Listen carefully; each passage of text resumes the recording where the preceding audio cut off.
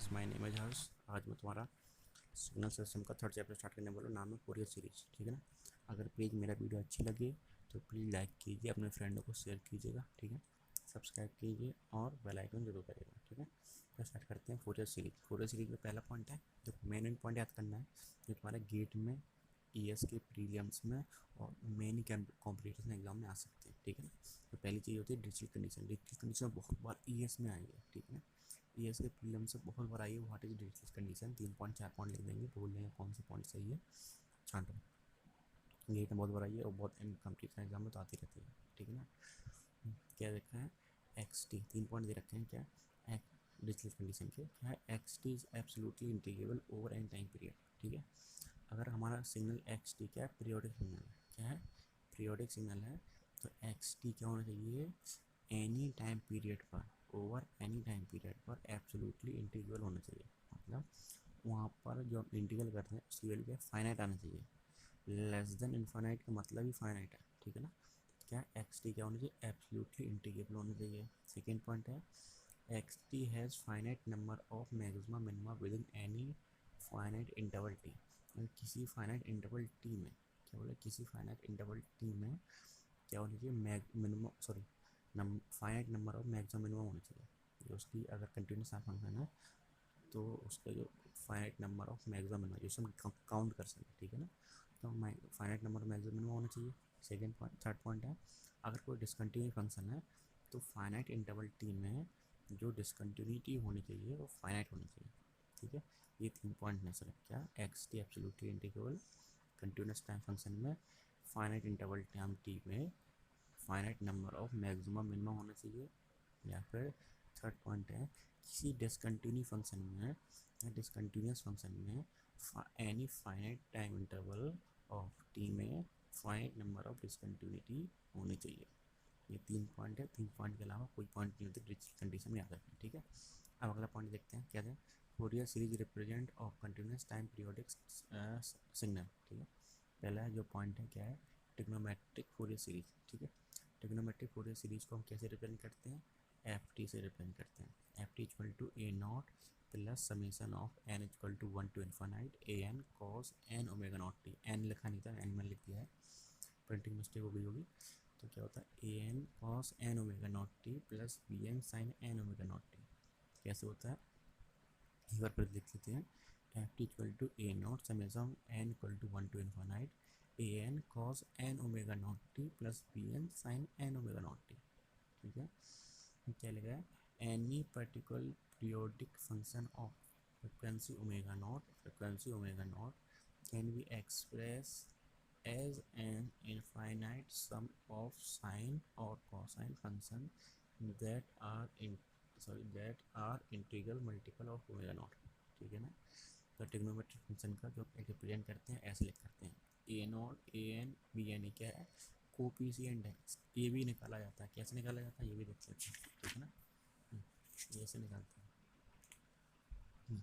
जो ए not find out करते हैं ये सीधे सीधे याद रख लो, डायरेक्ट आ जाते हैं। ए नॉट कैसे निकालते हैं, ए नॉट, ठीक है, 4 5 फंक्शन दे देगा, बोलो A naught A N B N find out कैसे निकलते हैं। ठीक है, तो ए नॉट की वैल्यू कैसे निकालते हैं, 1/t 0 to T integral 0 to T F T D T.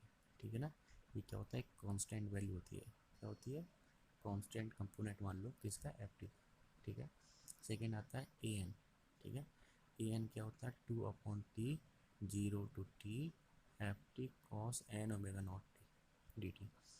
A N क्या था, कॉस का पार्ट था, ये कोफिशिएंट था कॉस का, तो कैसे निकालते हैं, 2/t 0 T F T cos N omega naught T D T. ठीक है, बी एन कैसे फाइंड आउट करते हैं, 2/t 0 टू टी मतलब integral 0 to T F T sine N omega naught T D T. ठीक है, ये फॉर्मूला याद रख लेना माइंड में। ठीक है, ये डायरेक्ट क्वेश्चन आ जाते हैं ऑप्शन में। ठीक है, या फिर मैचिंग वाला आ जाएगा, ए एन कौन सा होगा, पी एन कौन सा होगा, ए नॉट कौन सा होगा। ठीक है, अगला पॉइंट है हमारा polar form of trigonometric Fourier series. आप किसी भी फंक्शन को पोलर फॉर्म में कैसे रिप्रेजेंट करते हैं वो देखते हैं। F T equal to C naught summation of N equal to 1 to infinite C N cos N omega naught T plus minus five N. क्या बोला, F T equal to C naught plus summation of N equal to 1 to infinite C N cos N omega naught T -5 है, ठीक है। जो सी not होता है वो trigonometry के ए नॉट के बराबर होता है, C naught equal to A naught. जो सी एन है, क्या सी एन है वो क्या होता है, इन दोनों के स्क्वायर के एडिशन की रूट, मतलब रूट मीन स्क्वायर के बराबर होता है, ये बोल दो। तो सी एन इक्वल टू क्या आता है, रूट ऑफ ए एन का स्क्वायर प्लस बी एन का होल स्क्वायर। क्या बोला, mod of C N equal to root of A N का स्क्वायर प्लस बी एन का होल स्क्वायर। अब फाइनल कैसे निकालते हैं, फाइनल निकाल टेन एन बस B N upon A N, ठीक है। याद रख लेना कैसे होता है। ये हमारा एक्सपेंस कितना, polar form of trigonometric Fourier series. Trigonometric Fourier series को ऐसे लिखते थे, ये पोलर फॉर्म, ठीक है ना, इसको ऐसे लिखते हैं। ये मैग्नीट्यूड स्पेक्ट्रम है किसका, सी एन का। सी एन का मैग्नीट्यूड स्पेक्ट्रम कैसा बनता है, इस टाइप से बनता है, ठीक है, याद रख लेना। अब आता है exponential Fourier series. Exponential Fourier series को कैसे रिप्रेजेंट करते हैं, वो इस टाइप से रिप्रेजेंट करते हैं, जैसे F T equal to summation of N equal to minus infinite to infinite C N E T power J N omega naught T. समझ में आया? क्या बोला, F T equal to summation of N equal to minus infinite to infinite C N E T power J N omega naught T, ठीक है। जो C N है वो किसके, ए नॉट के बराबर ही होता है। क्या बोला, जो सी एन है वो ए नॉट के बराबर होता है, जैसे कि समझ रखा है, C naught equal to A naught equal to 1/t integral 0 to t F T D T, ठीक है। सी नॉट या ए नॉट ऐसे निकालते हैं। जो सी एन निकालते हैं, क्या सी एन, अच्छा मैं उल्टा बोल देती हूँ, हाँ सी नॉट ये होता है। सी एन कैसे निकालते हैं, 1/t 0 to t F T E T power minus J N omega naught T D T. यहाँ देख लो, यहाँ पर माइनस है, ठीक है, और यहाँ पर प्लस है, लड़के यहाँ पर गलती कर देते हैं। क्या, अगर एक्सपोनेंशियल फोरियर सीरीज को एक्सप्रेशन करना है या एक्सप्रेस करना है, वहाँ पर प्लस आता है, और वो कोफिशिएंट निकालना सी एन, वहाँ पर क्या आता है, माइनस आता है। तो सी एन इक्वल टू क्या होता है, 1/t integral 0 T F T E to power minus J N omega naught T D T, ठीक है ना। कुछ ये क्या लिखा है, exponential Fourier series is compact form of Fourier series, ठीक है। एक्सपोनेंशियल को कैसे हम रिप्रेजेंट करते हैं, सी एन को। अगर पॉजिटिव फ्रिक्वेंसी लेते तो हमारा ग्राफ ऐसा बनेगा, ठीक है। अगर नेगेटिव फ्रिक्वेंसी लेते तो ग्राफ हमारा ऐसा बनेगा। एक्सपोनेंशियल ग्राफ बनाते हो बस ऐसे बना लेना, और इसका पॉइंट लिख देना, पॉइंट बना लेना, ओमेगा नॉट पे 2 ओमेगा नॉट 3 ओमेगा नॉट, ठीक है। यहाँ ओमेगा नॉट माइनस में था, सॉरी माइनस, ये सब सारे प्रश्न लिखा हुआ है। Positive and non negative frequency indicate different phase of rotation, they maintain same magnitude but different phase. इन सबके क्या होते हैं, सेम मैग्नीट्यूड होते हैं, बट क्या होता है, डिफरेंट फेज होते हैं। कितने का अंतर होता है, π/2 का डिफरेंस होता है, ठीक है ना। अब बताइए, ठीक है, क्या पहले relation between exponential and trigonometric Fourier series. ये क्वेश्चन बहुत बार आया है एग्जाम में, याद रख लेना, ठीक है। क्या, जो कोफिशिएंट होते हैं एक्सपोनेंशियल सीरीज़ के और ट्रिग्नोमेट्रिक सीरीज़ के, उसमें क्या रिलेशन होता है, ठीक है। जो सी एन माइनस वन है, सी N C of minus N है, ये किसके कोफिशिएंट है, एक्सपोनेंशियल के। ए एन बी एन ये किसके कोफिशिएंट है, ट्रिग्नोमेट्रिक फोरियर सीरीज़ के, ठीक है। तो क्या होता है, A N equal to C N plus C of minus N. क्या बोला, A N equal to C N plus C of minus N. Direct question आएंगे और डायरेक्ट फॉर्मूला ही पूछ देंगे, ठीक है। तो B N equal to J C N minus C of minus N, कैसे इन दोनों फाइंड आउट करना सीखे हो, कैसे A N equal to C N plus C of minus N, B N equal to क्या होता है, J C N minus C of minus N, ठीक है। यहाँ प्लस था, यहाँ माइनस है। आप सी एन कैसे फाइंड आउट करोगे, सी एन फाइंड आउट करोगे A N upon two minus J B N upon two, इन दोनों फाइंड आउट कर सकते हो या फॉर्मूला याद कर सकते हो, तो मैं जो तुमको अच्छा लगे कर लेना, ठीक है। सी ऑफ माइनस एन कैसे फाइंड आउट करेंगे, C of minus N equal to होता है A N upon two plus J B N upon two. क्या बोला, A N upon two plus J B N upon two, ठीक है। अब symmetricity देख लेते हैं।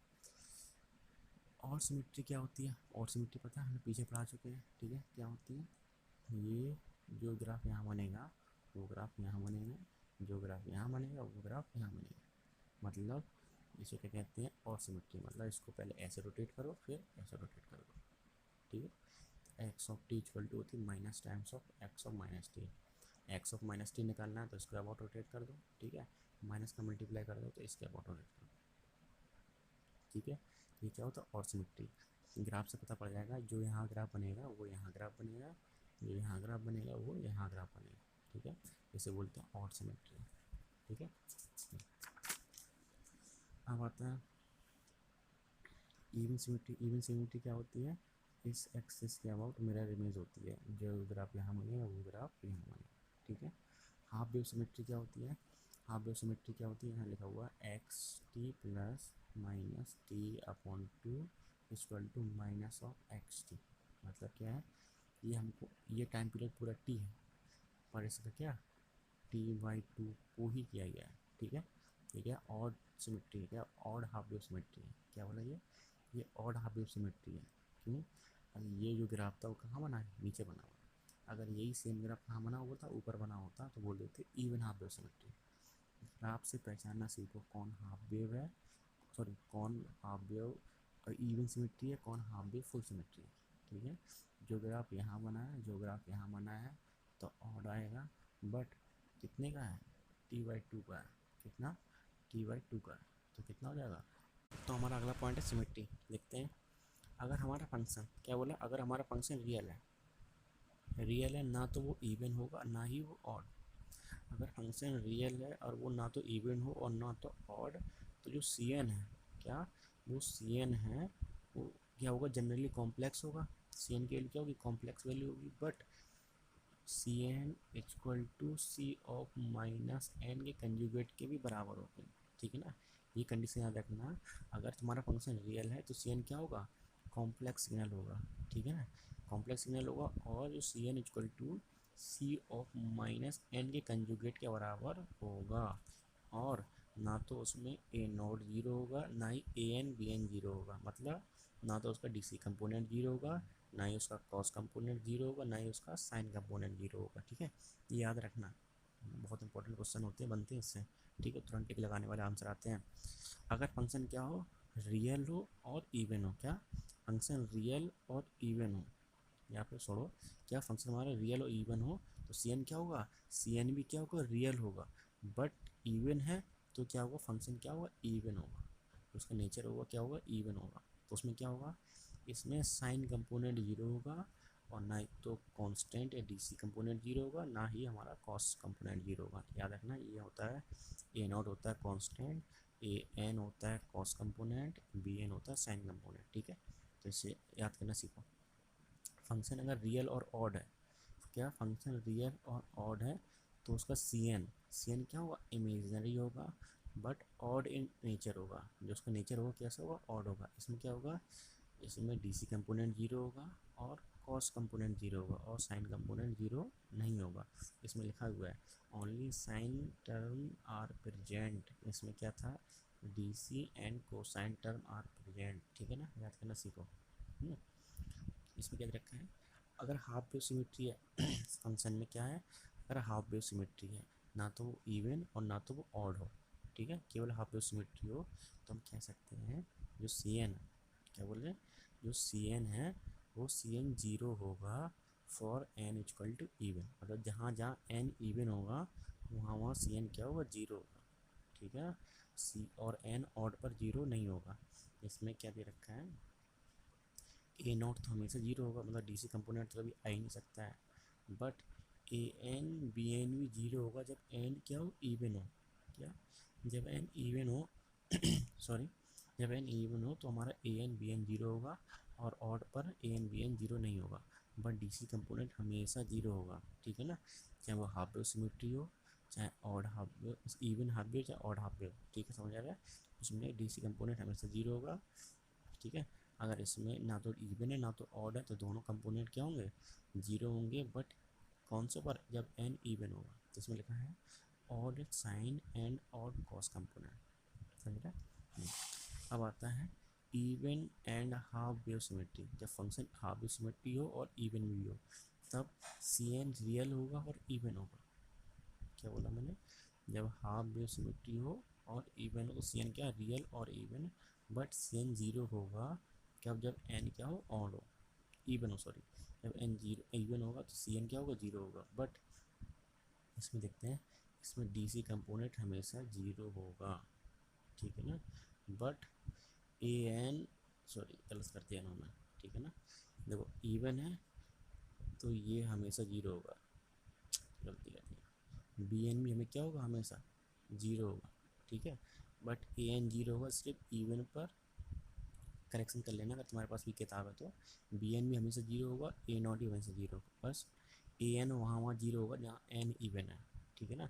इसमें लिखा हुआ है only odd cost term are present, odd cost term, ठीक है ना। तो बी एन हमेशा जीरो होगा और ए नॉट भी हमेशा जीरो होगा, इसमें गलत लिखा हुआ है, लिख लेना इसमें।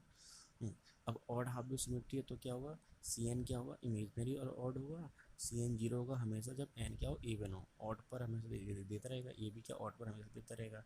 बट इसमें क्या केवल कोसाइन टर्म आएगा, क्या और साइन टर्म आएगा जब एन इवन होगा। यहाँ पे जब एन जीरो होगा, जब सॉरी जब एन इवन होगा तो बी एन जीरो होगा, ठीक है। बट ए एन हमेशा जीरो होगा और ए नॉट भी हमेशा क्या जीरो होगा, याद रखना इस मन। और ए नॉट जीरो होगा हमेशा, ए एन हमेशा जीरो होगा। बट बी एन जीरो कहाँ कहाँ होगा, जब एन इवन है। इसमें लिखा हुआ है ओनली और साइन टर्म आर प्रेजेंट, ठीक है ना। जिनके पास ये किताब हो कन्फ्यूजन हो ना, गलत लिखा हुआ है इसमें, ठीक है ना। करेक्शन कर लेंगे, आपको से देखते हैं। ये तो अभी पढ़ चुके हैं, फंक्शन अगर रियल और इवन है तो उसका जो सी एन होगा वो क्या होगा, फूरियर सीरीज होगी क्या होगी, रियल और इवन होगी। अगर एफ टी रियल और ऑड है तो सी एन क्या होगा, इमेजनरी एंड ऑड, याद रखें, ठीक है।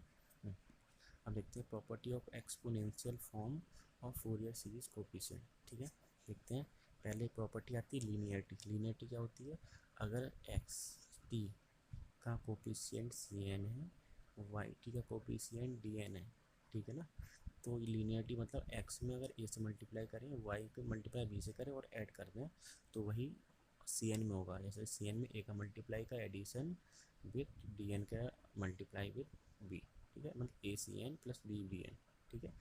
टाइम शिफ्टिंग देखते हैं, जब एक्स टी को शिफ्ट करते हैं टी नॉट पर, जैसे X T plus minus T naught या फिर प्लस टी नॉट या माइनस टी नॉट, तो वही हो जाता है सी एन ई की power plus minus G M omega naught T naught, ठीक है। अब दिखाई देगा, हाँ क्या बोला, जब टाइम शिफ्टिंग हो रही है तो X T plus minus T naught equal to जो सी एन होगा या टेंस टू जो उसका सी एन होगा क्या होगा, सी एन इंटू ई की power plus minus J M omega naught T. इसको याद करने की ज़रूरत मुझे नहीं लगता होगी, क्योंकि अगर इसका फॉर्मूला देखोगे, इसका जो फॉर्मूला देखोगे एक्सपोनेंशियल का क्या होता है, यही तो होता है। अगर इसमें टी माइनस टी नॉट करोगे, ठीक है, तो टी माइनस टी नॉट करोगे तो माइनस टी नॉट वाला टर्म एक तरफ हो जाएगा ना, तो बस वही है, ठीक है ना। प्लस माइनस टी नॉट होगा तो plus minus E T power plus minus J M omega naught T, ठीक है। अब होता है फ्रिक्वेंसी शिफ्टिंग। अगर फ्रिक्वेंसी शिफ्टिंग तो ये होता है टाइम शिफ्टिंग, होती है फ्रिक्वेंसी शिफ्टिंग। अगर फ्रिक्वेंसी शिफ्ट कर रहे हैं कितने एम पर, तो C M minus plus M हो रही है। देखो यहाँ प्लस माइनस है तो यहाँ प्लस माइनस है, बट यहाँ प्लस माइनस है तो यहाँ पर क्या होगा, माइनस प्लस होगा, इतना अंतर होता है। तो सी एम माइनस एन या सी एम प्लस एम, ठीक है ना। तो उसका यहाँ उल्टा होता है E to the power plus minus J M omega naught T X T, ठीक है। अगर माइनस है तो प्लस, प्लस है तो माइनस, याद रखना, लड़के कंफ्यूज जाते हैं। कंजुगेट क्या होता है, अगर एक्स टी का कंजुगेट लेते हैं तो सी एन को पहले एन को रिप्लेस करोगे माइनस एन से, तो उसका कंजुगेट करोगे, ठीक है ना, सी एन फाइंड आउट हो जाएगा, ठीक है। तो एक्स कंजुगेट क्या होता है, एक्स टी का कंजुगेट होता है सी ऑफ माइनस एन का कंजुगेट, ठीक है। टाइम रिवर्सल क्या करते हैं, अगर टी को रिप्लेस करते हैं माइनस टी से तो हमारा एन भी रिप्लेस होता है माइनस एन से, याद रखना।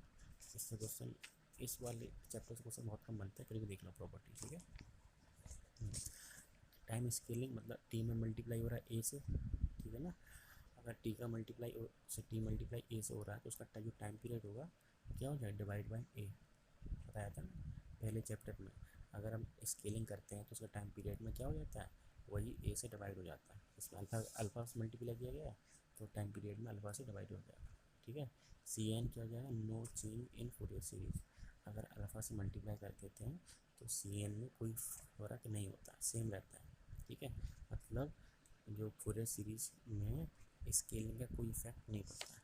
ठीक, अब मल्टीप्लिकेशन देख लेते हैं। अगर दो फंक्शन का मल्टीप्लिकेशन हो रहा है तो सी एन में क्या अंतर होगा, तो हो जाएगा M equal summation of N equal to minus infinite to infinite C N D M minus N. ठीक है, मल्टीप्लिकेशन ये होता है। ठीक है, मतलब यहाँ कन्वोल्यूशन मान लो, यहाँ पर अगर मल्टीप्लिकेशन कर रहे हैं तो यहाँ कन्वोल्यूशन होगा, अगर यहाँ कन्वोल्यूशन कर रहे हैं तो यहाँ मल्टीप्लिकेशन होगा। इतना याद रखो तो याद हो जाएगा। ठीक है, अब यहाँ डिफरेंस वाला आता है। अगर डिफ्रेंसीसन, अगर एक्स टी का डिफ्रेंसीसन करते हैं, अगर एक बार करते हैं तो जे एन ओमेगा नॉट का एक बार मल्टीप्लाई होगा, अगर के टाइम्स करते हैं तो के टाइम्स मल्टीप्लाई होगा। ठीक है, डी के डी टी पावर के एक्स टी करते हैं तो जे एन ओमेगा नॉट की पावर के से मल्टीप्लाई करेंगे, याद रखना। अगर इंटीग्रेशन है तो one upon J N omega naught करेंगे, एक बार इंटीग्रेशन है तो एक बार, दो बार इंटीग्रेशन है तो दो बार। ठीक है, याद रखना। ठीक है, डिफ्रेंसीसन में जे एन ओमेगा नॉट से मल्टीप्लाई करते हैं तो integration one upon J N omega naught से डिवाइड करेंगे या मल्टीप्लाई करेंगे। ठीक है, क्या था, पीरियोडिक कन्वोल्यूशन। अगर कन्वोल्यूशन करते हैं, कन्वोल्यूशन प्रॉपर्टी है ना, तो ये डायरेक्ट मल्टीप्लाई हो जाती है। ठीक है ना, तो क्या आएगा, integration of X tau Y T minus tau D tau का जो वो होता है कन्वोल्यूशन में से आता है सी एन कोफिशिएंट क्या होगा, मतलब पूरे सीरीज कोफिशिएंट कितना होगा, T C N D N. ठीक है, अगर कन्वोल्यूशन हो रहा है तो मल्टीप्लिकेशन, यहाँ मल्टीप्लिकेशन हो रहा है तो यहाँ पर क्या हो रहा था, कन्वोल्यूशन। ठीक है ना, याद रखना। अब ये और रहा है एक्स का,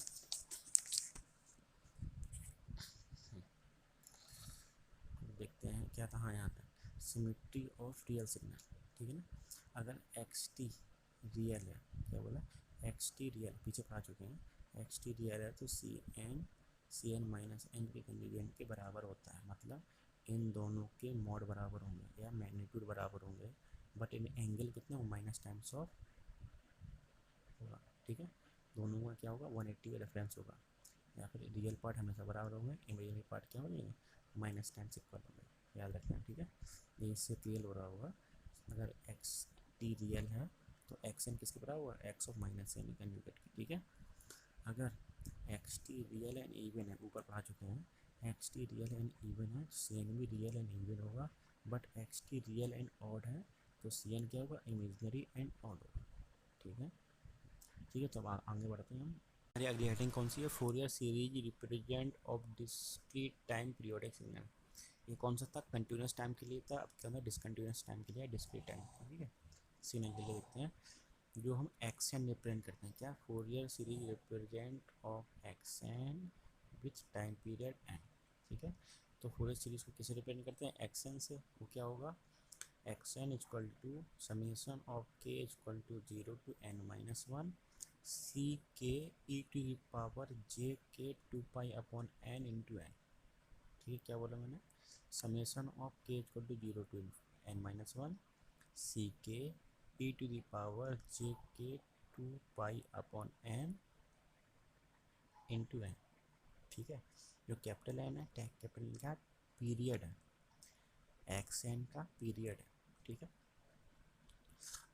अब सी के फाइंड आउट करना है, अगर एक्स सी के अगर गिवन है तो एक्स एन ऐसे फाइंड आउट करते हैं, बट अगर सी के फाइंड आउट करना है जब c n x n given हो तो कैसे करते हैं, सी एन कैसे निकालते हैं, 1 upon N summation of N equal to 0 to N minus one X N E to the power minus J K 2 pi upon N into N. ठीक है, कैसे निकालते हैं C K, 1 upon N summation of N equal to 0 to N minus one X N E to the power minus J K 2 pi upon N into N. ठीक है, देखो यहाँ पर क्या था, प्लस था, यहाँ माइनस हुआ। ठीक है, यहाँ प्लस था, यहाँ माइनस है। ठीक है, सी के इस पीरियोडिक विथ पीरियड एन, सी के क्या होगा, पीरियोडिक फंक्शन होगा जिसका पीरियड एन है। ठीक है, तो सी के equal to C k plus N. ठीक है, अगर पीरियोडिक सिग्नल है तो सी के क्या होगा, सी के प्लस एन। ठीक है, तो जो क्वेश्चन सॉल्व करेंगे वो सब समझ में आ जाएगा। पहले प्रॉपर्टी देख लो कैसी होती है। ठीक है, इसके बाद क्वेश्चन सारे क्वेश्चन सॉल्व कराऊंगा इससे, तो सब समझ में आ जाएगा। अगली प्रॉपर्टी है, ऐसे कन्वर्ट करते हैं। देखो लीनियरिटी कंटिन्यूस टाइम सिग्नल यहाँ पे लिखेंगे और उसके कोफिशिएंट यहाँ लिखेंगे, ठीक है। तो लीनियरिटी हो रहा है, मतलब A X N plus B Y N है, क्या A X N plus B Y N है, तो जो उसका कोफिशिएंट होगा ए सी के प्लस बी डी के, ठीक है। सी के क्या है, एक्स एन का कोफिशिएंट है, डी के क्या वाई एन का कोफिशिएंट है सॉरी, ठीक है। टाइम शिफ्टिंग क्या होती है, तो क्या x N plus minus N है, ठीक है। प्लस माइनस है वही सेम प्रॉपर्टी है, यहाँ प्लस माइनस तो यहाँ पर भी प्लस माइनस, तो c K E to power plus minus J K 2 pi into N not, समझ आ रहा है। हाँ ठीक है। फ्रिक्वेंसी शिफ्टिंग क्या है, हाँ